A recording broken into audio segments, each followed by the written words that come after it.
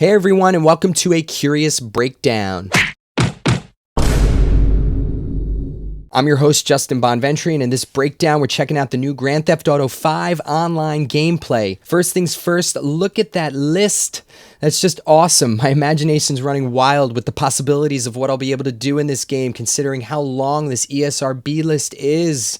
Secondly, the sexy narrator is back. We had originally been introduced to this sultry voice during the first GTA 5 single-player gameplay footage that Rockstar released. Who is this chick? And did anyone notice how Watch Dogs copied their formula with their latest gameplay footage release, having what sounds like the same exact woman explaining the game world as well? Welcome to the first installment of the Watch Dogs gameplay series, where we will give you an exclusive first look at some of the innovative gameplay features. Of course, they're going to be competing franchises, being open-world sandbox-type games, advertising at the same time, pretty much being released at the same time. But considering GTA 5 is only being released for the current generation and Watch Dogs is cross-generational, I would assume Watch Dogs is going to outsell GTA based on that simple crossover fact alone, although we are talking about Rockstar and GTA, which has a very loyal fan base, including myself, who will be investing in both titles upon their release. The graphics look better, or at the very least on par with the current titles that have been released for this generation, although I would have loved to pre-order this game for the PS4. So right off the bat, they're showing off some of the vehicle options the player can choose from. Helicopters, jets, race cars, motorcycles, more helicopters, and this one guy's clearing a path for his buddies who obviously need to get past that police blockade. And then he flies off into the city with his buddies so they could wreak havoc on more of the city with his buddies. And then we're showing the little Grand Theft Auto Online graphic. No 5, by the way, just Grand Theft Auto Online. That water looks extremely realistic. That wake coming off that boat looks real as hell. Full of personalities. The faces look awesome. The redesigned game mechanic looks less current generation and more next generation. The way the character runs up against the car, he's aware of the fact that something solid is in front of him by reacting to it with his hand. Very similar to how Nathan Drake would react to walls in Uncharted 3. I love that. You could shoot your buddies off buildings even if they're trying to noob tube you from afar. You could test your strength in a game of arm wrestling. Base jumping was my absolute favorite side mission in the Ballad of Gay Tony, and I'm super psyched to see that you can now base jump off of hopefully anything, including that motorcycle.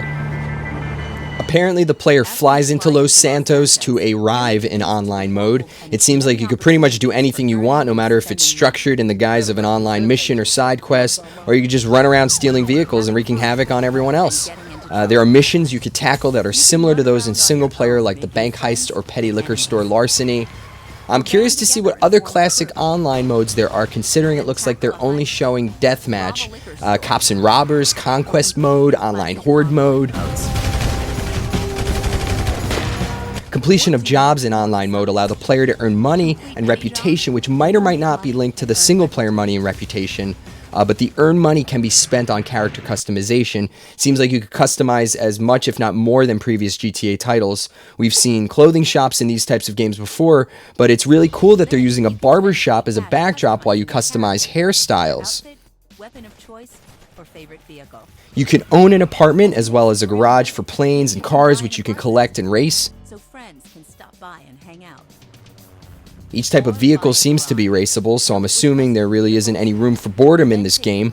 The different landscapes within the world map are diverse. They look huge. Urban areas, sprawling desert terrain, snowy mountains, they all make up the landscape, and they parallel some of the best of what current California scenery has to offer up. There are non-playable characters that you can meet in multiplayer mode, I'm assuming while you're on a mission, although with this being a living online world, who knows? Maybe you'll bump into, somebody while just simply walking around and they'll have a mission for you. This is a small portion of the map called The Range, which is a trailer park they showed us earlier, so there'll probably be some missions or at least one that brings you to the specific location.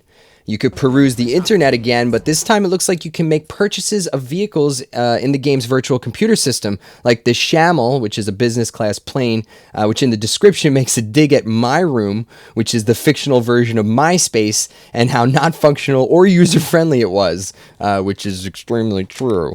User-developed level capabilities were never my forte. I remember getting really excited for, designing levels in Little Big Planet and never ended up making one. I just ended up playing what other people had uploaded, which was fun, and you can do in GTA 5 as well. So hopefully user and level creating will be a lot more fun in GTA 5 and a lot easier to get into if you've never designed anything remotely playable before. Races maybe not so much for me, but designing your own deathmatch level might be fun as hell.